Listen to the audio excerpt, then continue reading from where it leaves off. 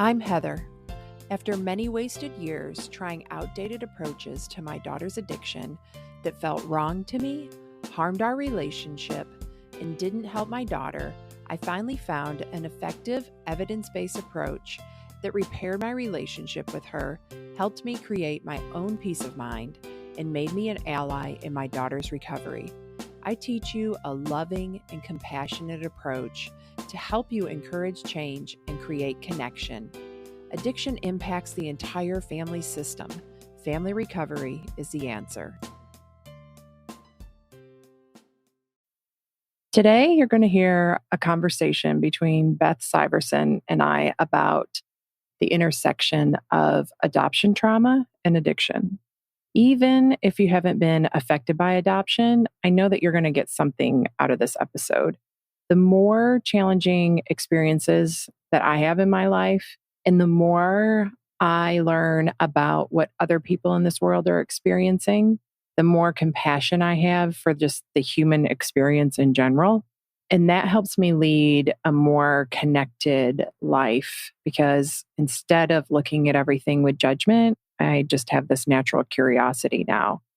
So I hope it helps you listen to this episode to understand your fellow humans and your child a little bit more and just looking for your similarities in these experiences, even if you haven't been touched by adoption at all. I've had Beth on the podcast a couple of times, but it's kind of blows my mind that we've never talked about adoption trauma. So I wanted to have her come on the podcast and share that part of her story. Beth Syverson is an adoptive mom of a 19-year-old son, Joey, who has been struggling with addiction and mental health issues for several years. She struggles with addiction as well, though not with the same substances as her son. This experience has given her empathy for her son's struggles. She is walking beside Joey as he struggles with his recovery while she works on her own personal growth and healing. Joey and Beth started Safe Home Podcast in August 2021 in order to help other families avoid the pain they've endured. 6 weeks after it started, Joey relapsed, but he gave Beth his blessing to continue this important work, even suggesting an episode about relapse. Now the podcast has a new name, Unraveling Adoption, and she is continuing the work focusing on supporting adoptive parents. Last fall, she started APtitude, a support group for adoptive parents facing adoption's challenges. Beth is committed to destigmatizing addiction and mental illness, and she wants to help other families touched by adoption to find their own healing path. I hope you enjoy this episode. So thanks for coming on today, Beth, to talk about Unraveling Adoption with us. Thank you, Heather. Thanks for the opportunity and always relish the chance to talk to you any way I can. So happy to be here. Yeah, I've learned so much from you about adoption. I was pretty ignorant to it before I met you and started following your journey and learning as you go. So do you want to share with us why you switched gears from the Safe Home podcast to Unraveling Adoption? Yeah. So Safe Home was what Joey and I created in 2021. And we included topics: adoption, addiction, mental health, and diversity. So we kind of rotated between those 4 topics. And adoption did come up every once in a while as a main topic or kind of tangentially a lot of the time. But it was really hard to find an audience because it was so spread out between those 4 things. And I just feel so drawn to helping adoptive parents particularly figure this stuff out, which will hopefully help their adopted children. And I want to elevate adoptee voices as much as possible. And I can't stop thinking about it. I can't stop talking to people about it. And so I'm like, I've got to change the name of the podcast and change my format. So I now talk about those same 4 things, but adoption's kind of over the top of all of them. So underneath adoption, there's going to be addiction, mental health, and diversity issues, but all of it's going to link to adoption in the new podcast, which is Unraveling Adoption. Yeah. So your son is adopted, and that's really what got you interested in that. So, and you noticed this link between adoption or adoption trauma and substance use. You want to share more about that with us? Yeah, I didn't link it together at first. I was super ignorant. And even though I was an adoptive parent, I was super ignorant. And I just thought, what is happening to my son? I have no idea. Well, and no one, it's really a tangled web anyway. It's not like I have figured it out. But an adoptee friend of mine said, Beth, isn't Joey adopted? This was after his crisis and he was deep into addiction and suicidality and all that. Isn't he adopted? I'm like, well, yeah. What does that have to do with anything? She goes, you might want to go look into that. And she was very nice. And she gave me a bunch of resources, a couple of books, and the name of an adoption therapist, which I started seeing, and Joey started seeing her too. And all of a sudden, the lights came on like, oh, he has no sense of self-worth. And not just like the regular old no sense of self-worth that a lot of people have, but like literally his birth mother threw him away. Like, it is not just a metaphor. She couldn't take him. And for her side of the story, I don't know. It's probably her parents. It's complicated. And no one's blaming anybody in any of this, but that he does not have a persona before being relinquished when he was born. Can you imagine that? I just think, God, like I've had bad shit happen to me, but I can remember before that. I have memories of who I was before my divorce or before some bad accident or whatever. There is a me before that. But for Joey and a lot of adoptees that were born or adopted very early in life, they have no self before. And the memories aren't really there when you're an infant. Your cognition isn't built in yet. You don't have words. And so it just lodges in this kind of nebulous space. It really lives in the body. If anyone's read The Body Keeps a Score by Bessel van der Kolk, it's an amazing book about how trauma, any kind of trauma, it doesn't live in your frontal lobe of your brain. It lives in your body. And so once I started piecing this together, I'm like, oh, and then I felt terrible. So I'm like, why didn't I know this? And then I had to realize I can't know what I don't know. You told me that.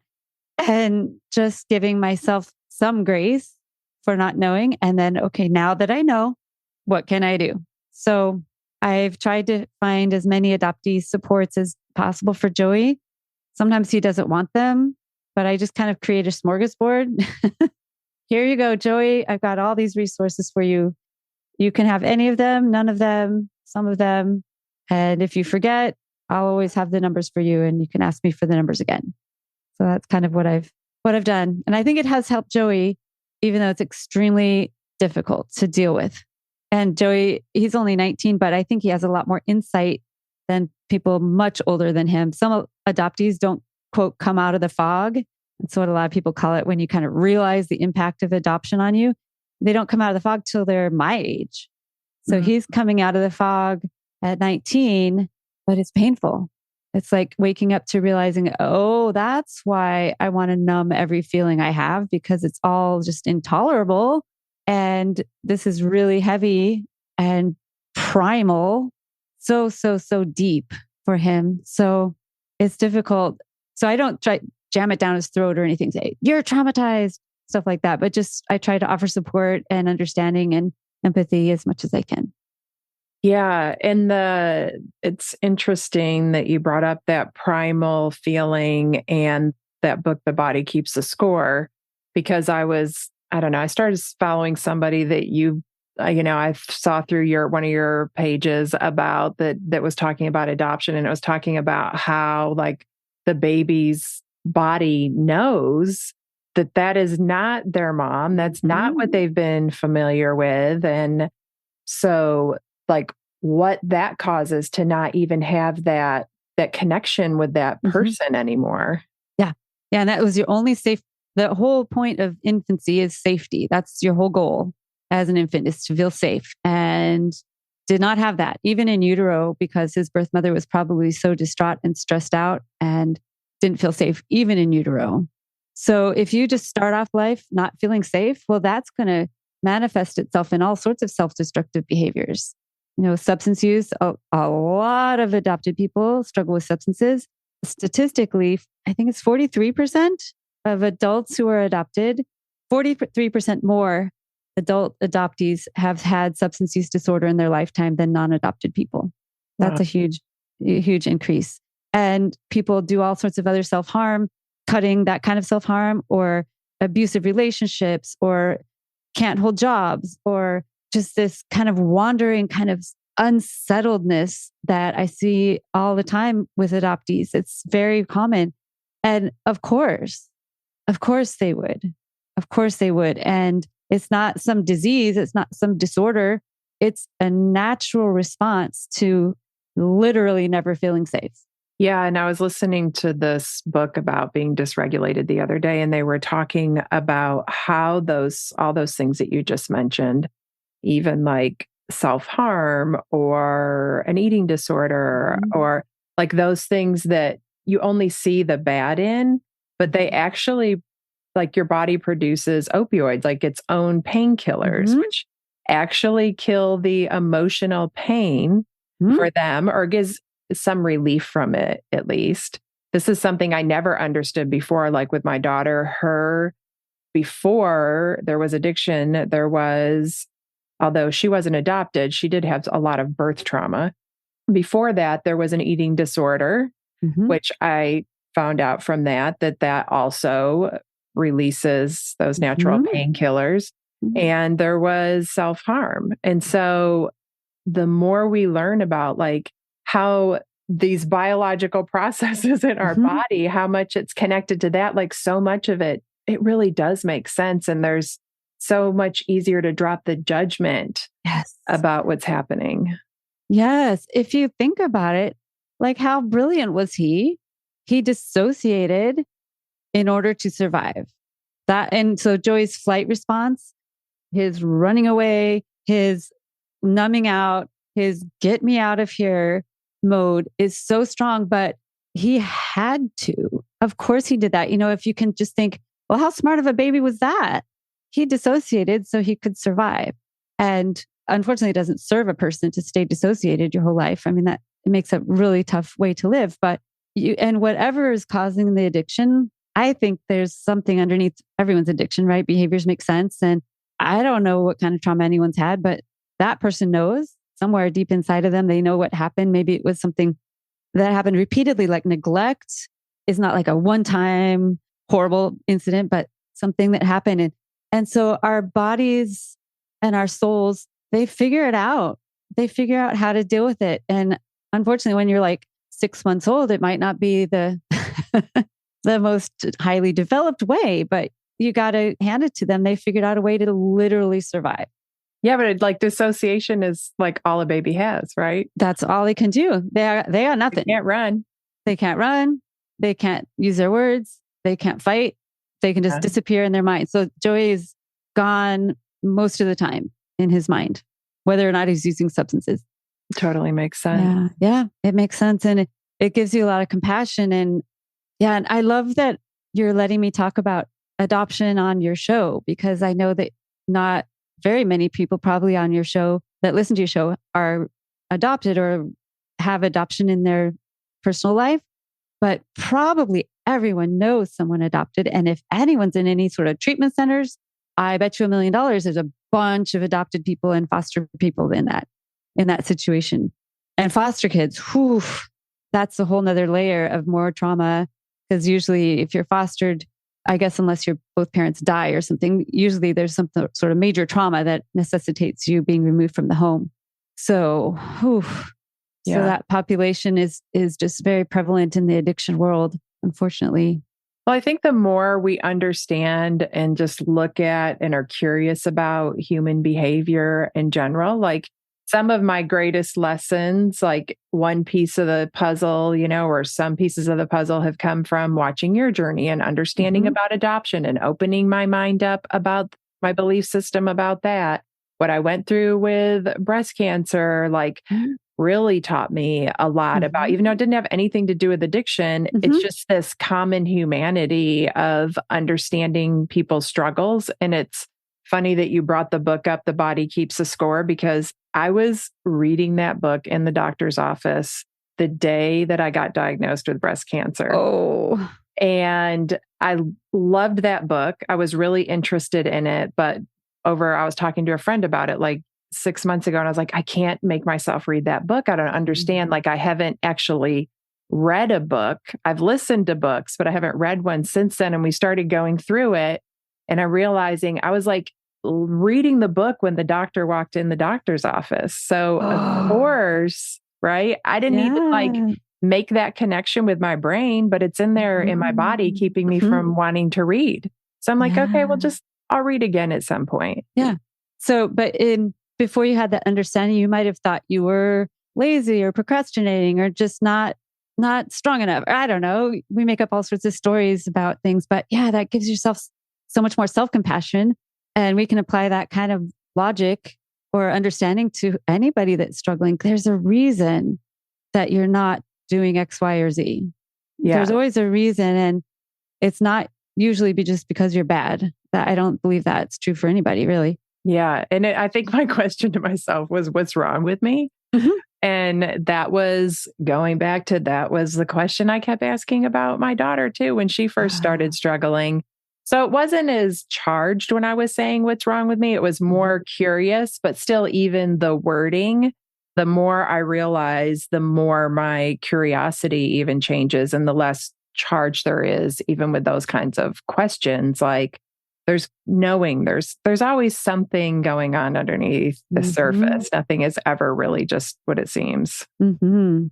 So knowing what you know now about adoption trauma, because you didn't know any of that going into it when you adopted Joey, what would you do differently?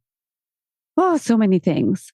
And yeah, I had never heard the term before my friend brought it up when Joey was in crisis. So what I would have done differently if I had known about adoption trauma, this is what I think I would have done. I would have put him in some sort of therapy, not because he was broken or anything, but to get support. I think that it's adoptive parents' duty to figure out what our kids' unique needs are, because our kids are kind of like special needs kids, right?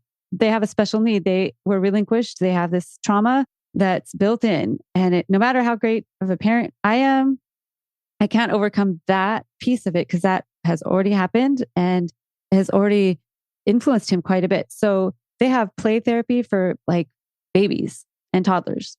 So I would find a attachment or adoption competent play therapist and just provide therapy as needed whenever he's struggling. So therapy would have been like at the table anytime. Oh, you want therapy? Here you go. Here's some more therapy, whatever you want.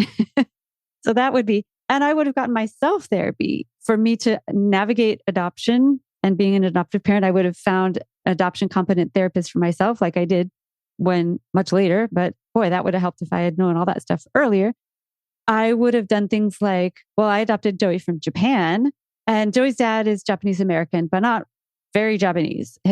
He was pretty disconnected from his culture. But what I would have done is kept Joey connected somehow to his Japanese culture, either learned the language with him or made dishes, Japanese food, or made sure he had Japanese people in our friend circle. And, I offered him to go to Japanese school, but he's like, hell no, mom. Well, he didn't say that to me when he was a kid, but his idea was, hell no, I hate school. Why would I want to go to another day of school to learn Japanese? But what I'm hearing now from other transracial adoptees is the whole family learns Japanese. The whole family goes, oh, now we're a Japanese American family, right? We're a hybrid family. So we're going to all learn Japanese. Wouldn't that have been great? Instead of sending him off to school, another day of school, why don't we just all take a Japanese class or, learn the numbers together, something simple, What else would I have done? I would have just been more alert to addiction being a possibility because like I said, it's like 40 something % higher incidence for adopted people. So I would have been much more on alert. And when at 11, 12, Joey started acting out, I would have said, I wonder if this might be addiction or substance use. And let's nip this in the bud instead of like, oh, my kid would never do that. Why would he do that? That's not something our family does. I was so in denial and just like, no, that can't be. That can't be. So if I had known the incidence of addiction, and not to mention suicidality is adoptees are 4 times as likely to attempt suicide as non-adopted people. That's a huge percentage. So I would have been much more alert to that. And when he came home from elementary school with a slit wrist, I would have said, okay, stop the clock here. Instead of like, well, that's weird. What'd you do that for? But I didn't realize the amount of pain. And later on, he's told me that ever since elementary school, he's wanted to be dead. Like he's always had really bad thoughts of death, like constantly. So it breaks my heart to think about all the stuff he carries around with him, but so much I would have done differently. Yeah. There's so much good stuff in there, what you said. One thing that really stuck out to me was when you were talking about, like, instead of sending him to school by himself to learn Japanese, that the whole family would learn it together. Like, so we have this, and it made me think about like family recovery. Yeah, right? same we thing. have this idea that the person who's struggling should conform. They need to change. But it's that same principle of the family working together towards unity and change, and not just expecting one person to conform. Yeah. What do we tend to do? We tend to send our kids off to rehab, which I've done many times. Here, you go fix it. You go fix yourself. Here, go over there. And they really need, like, do they have this? Family rehab recovery places, like everybody go, like a little vacation. Except it's harder work than vacation. They should make that. I mean, I think that there are some places that have good family programs that include family, but I think quite often the family isn't as included as they should be, or rarely included at all. I mean, the time Solana was in treatment, I think we might have had 1 or 2 total family sessions. A lot of them scheduled that didn't actually happen, but it's so important that it's the whole family, no matter what it is. Yeah, eating disorder, whatever is going on with our kids, it's not just them. They develop this coping mechanism within this cycle or system that the whole family is part of, and you can't just take this person out and expect them to just be good to go. It's just unrealistic, and it's not accepting our parts in it. I don't use the same substances as Joey, but I use other substances and other behaviors. And, maybe he learned that from me. There's a lot of stuff that he learned from me that I didn't intend to teach him, but I did, or things that I didn't give him. So it's not we're not blaming anybody. It's no one's fault, but we're all part of it. Is that your philosophy too? Am I making that up? Yeah. I mean, because if we knew better, we would do better. Like, we're all just doing the best we can. And the things that we've been doing, chances are, is what we learned. But it was interesting. It was like when I was recording a podcast episode with Helena, that it had never dawned on us before that we both just wanted to be numb. We just had different ways of getting there. Yes. I remember that on your podcast. Yes. And when you can find that commonality, I go, yeah, Joey, God, I know, because I've been working nonstop. I totally get it. I can't pull myself away. I understand that impulse to not be able to stop. I get it. And to find those commonalities, unfortunately, my addiction is work right now, and it's much more, valued in our society than other substances, but it's the same behavior. Yep. So I think that helps him to know that I understand. I deeply, deeply understand that craving, and that it's so hard to stop. Yeah. Yeah. And I like what you said before too, about all of the education you would have gotten about trauma. And I'm listening to another book about trauma. And it's that one with Oprah, like What Happened to You? Oh, yeah. I haven't read that yet, but that sounds so good. It is. It's really good. And she was talking about how they made sure in her school, because a lot of the girls that were there came from a background with trauma, and there was self-harm, and that all of the teachers had to be educated about how trauma shows up, and like that daydreaming in class is like a necessary escape for people who have experienced a lot of trauma in their life. So instead of thinking that that person isn't interested, doesn't care, isn't motivated, whatever, knowing like their brain just needs a break right now. Oh, yes. Yeah, this trauma-informed education system is something, I think it's burgeoning, but there's so much work that can be done. And I hate to do this to teachers because they've already got so much stuff going on. But our education system, they need to get on board with trauma. I wish they were more educated about adoption as well. I mean, that would be amazing if teachers were more sensitive about adoption. I mean, even just thinking about the stupid family tree you have to draw when you're in fourth grade. How do you think that feels to adoptees? That's not fun.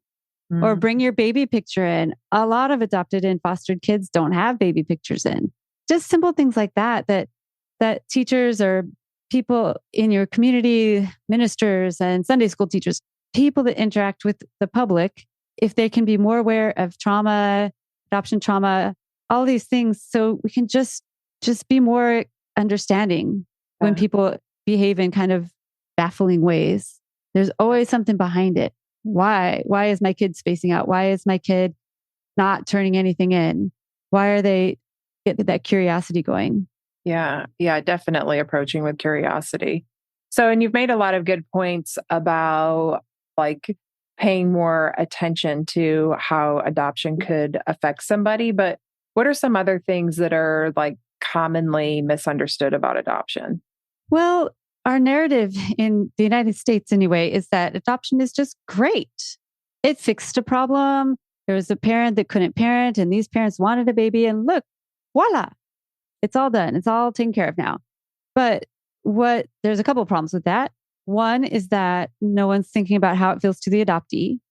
Someone suggested to imagine in the middle of the night, an alien comes and replaces your spouse with someone else, and you wake up to a whole new spouse. How would that feel? It's kind of like how it would feel for an adopted person when they're an infant and don't know what's going on. By the way, adoptees grow up. They're not always children. We always talk about adopted children, but they're like grown up adults and still dealing with this kind of stuff. So no one thinks about that. Also, no one thinks about the birth parents. A lot of times the birth parents are coerced by maybe the grandparents or maybe by husband or whoever. So there's a lot of coercion or like downright theft of children. There's a lot of trafficking, like seriously, especially intercountry adoptions. It's really, really bad ethical situations in a lot of countries. And US is not being very proactive around that. So it seems like, oh, isn't this great? We took a child from an orphanage in China or Korea or wherever. Oh, isn't that great? Well, it's cool. It's very possible that those children they have parents. They just were poor and put them in an orphanage while they could make some more money. And then their child disappeared. Stuff like that happens a lot. So this happy unicorns and butterflies idea of adoption is just very short-sighted, and it's very painful for adoptees to continually have to defend their sadness. Like it sucks for the adoptees, for a lot of them. I shouldn't say all, but for many of them who are able to really figure it out, it's very, very painful to be relinquished. I mean, that's just painful. And so to force them to be grateful. Oh, aren't you grateful? You have such good parents that took you in. They didn't have to do that. Or you could have been aborted. For God's sake, people ask that about adoptees all the time. How would you like to be asked that? That's horrible. So just to kind of put yourself in an adoptee's shoes, to always, it's one of they're expected to endure this trauma and be grateful for it. And that's just not fair. That's just not fair to put on anybody. So that's the main thing. And that I work with a lot of adoptive parents. And even if you're the best adoptive parent in the whole wide world, you're still going to deal with adoption trauma. So the adoption trauma doesn't necessarily have to do with your parenting. It has to do with what happened before. Now, adoptive parents a lot of times make things worse. They pile on the trauma. A lot of adoptees get abused by their adoptive parents. It's really terrible statistics around that. A lot of adoptive parents are very suppressive or repressive or shaming or talk bad about their birth family. Oh, they're just trash. They're in jail. They're drug addicts.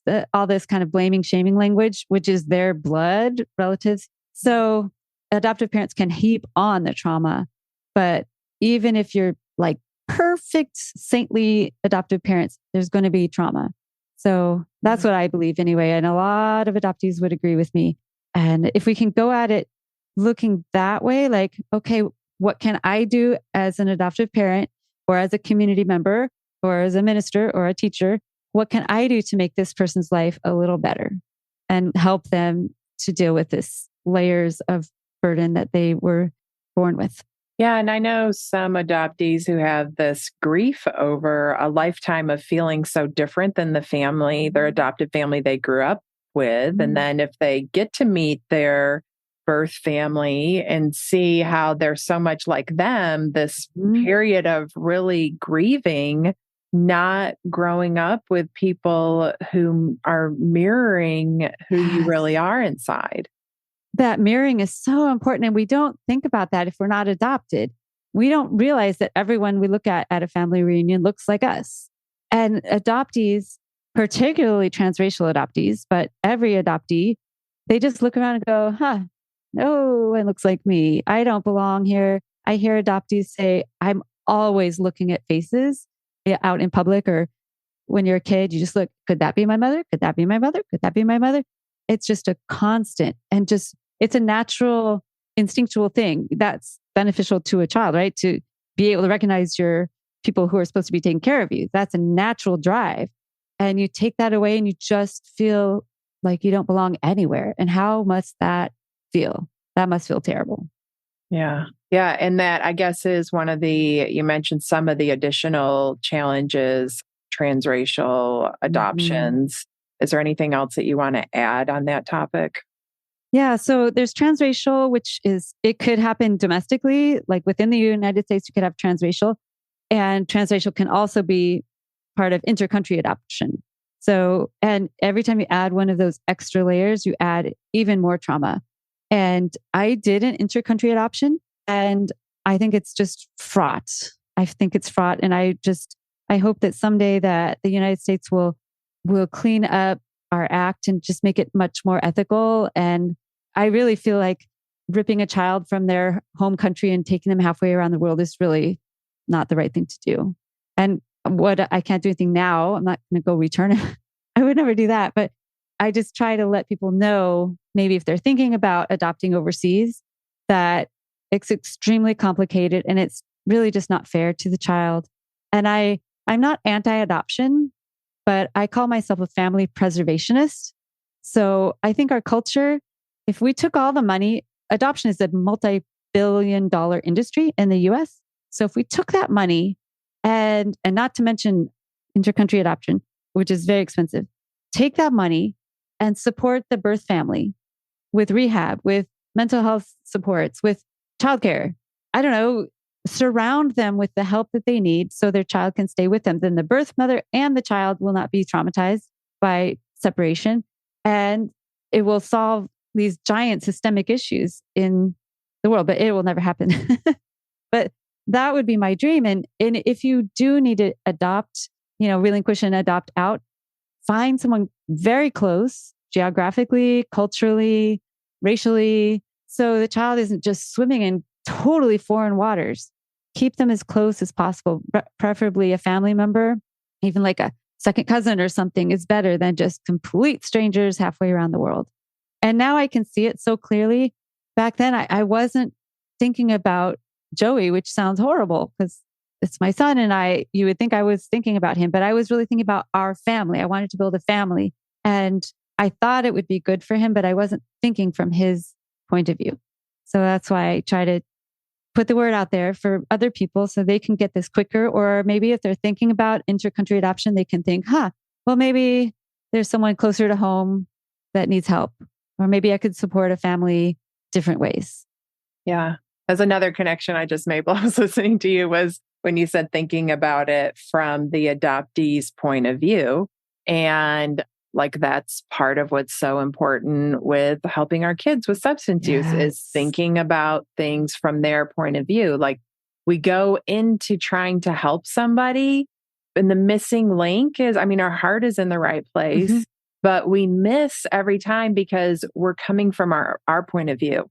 Mm-hmm. We're not taking the time to see and really be curious about without fixing, but just to understand the other person's point of view and how to help them from that perspective. Yeah. Yeah. They're probably not doing it, whatever their addictive behavior is. They're probably not doing it just to piss you off as a parent. Yeah. There's probably some stuff behind there that if you dug a little bit, you could find it out. Yeah. That empathy is so important and so hard because to do that, you have to have some self-awareness and it takes a certain amount of personal growth have had to happen for you to get to that place. So therapy for all, go get the therapy. Yeah, we've been talking about self-awareness in the Invitation to Change group. We just started that section. And it's so interesting to me that like before I started this journey, I consider myself very self-aware.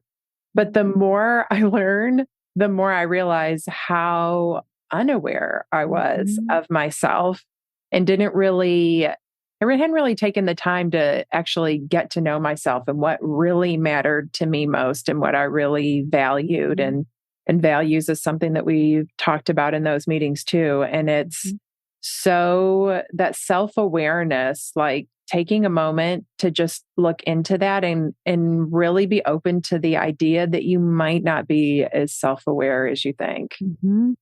Yeah, I think that's just a growth trajectory, right? And maybe 10 years from now, we'll think, oh God, we thought we knew what we were talking about 10 years ago, but we were so naive. It's just, we continue to grow. Hopefully that's the goal, I guess, to continue to grow. And yeah, I thought we were pretty good before Joey had his crisis at age 15. I thought we were doing good. He was in baseball. We were doing the things that people do, but we were just scratching the surface. And Joey's addiction and suicidality and this journey that we've been on for 4 years has forced me to grow so much. And I'm grateful. I wish it didn't have to happen that way, but I am grateful because Joey and I are so much closer now. And I have grown so much and feel so much more able to help other people and feel so much more authentic and aligned in myself. So I'm grateful now. It's still extremely painful. I'm not like waking up going, yay, let's deal with some more of this heavy stuff today. But I'm grateful and I feel like it's moving me forward more than an easy life could ever have done, right? A comfortable life.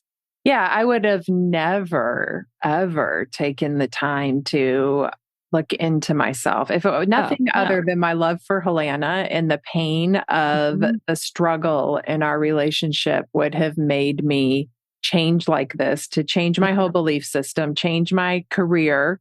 Yeah. To, go way outside of my comfort zone to start a business, all of that stuff to help other families going through this.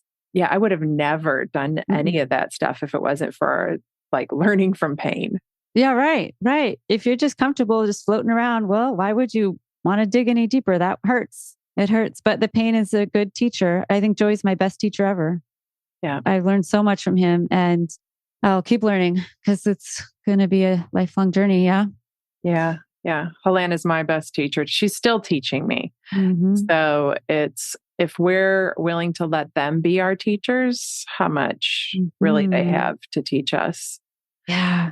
So besides the podcast, if there's anybody listening to this who's interested in learning more about adoption or is touched by adoption, what else are you offering?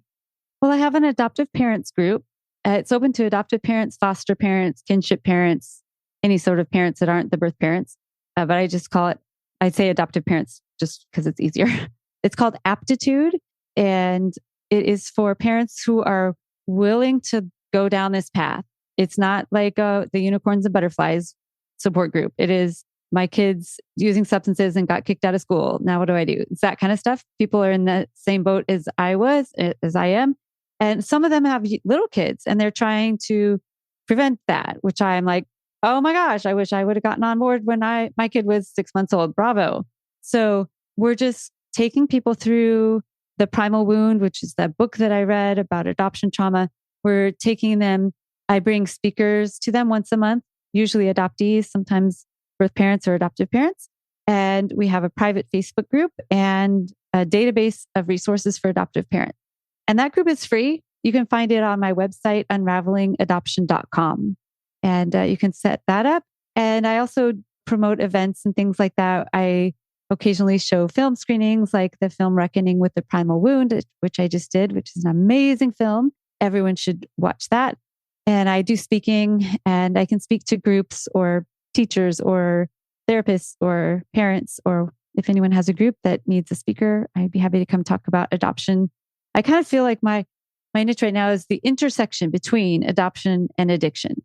Yeah, I love that. And it's so needed. Like once I saw it, that you pointed it out, I started seeing it everywhere and noticing, the connection there, that how many people were touched by adoption that were struggling with substance use. So I'm going to put all of that information in the show notes as well. And I really appreciate you taking the time to come on and share this information with the audience. Oh, thank you so much, Heather. And again, thank you for bringing this to everybody's attention. And of course, thank you for being my life coach and helping me turn our family around. Again, I know I've told you this a billion times, but our family would absolutely not be where we are today without you. And I'm so grateful for you in my life. Yeah. Well, it's been amazing to watch how hard you guys have been willing to work and then to run with it. And you're doing so many amazing things. So it's like this great full circle moment to get you to come back on and talk about this. So thank you. Thank you. Thank you for listening to this episode. If you want to learn more about my work, go to heatherrosscoaching.com. If you want to help other parents who are struggling with a child's addiction, you can do it 2 different ways. First, you can share the podcast with them directly, or you can share it on your social media. Second, you can leave a review. Talk to you next week.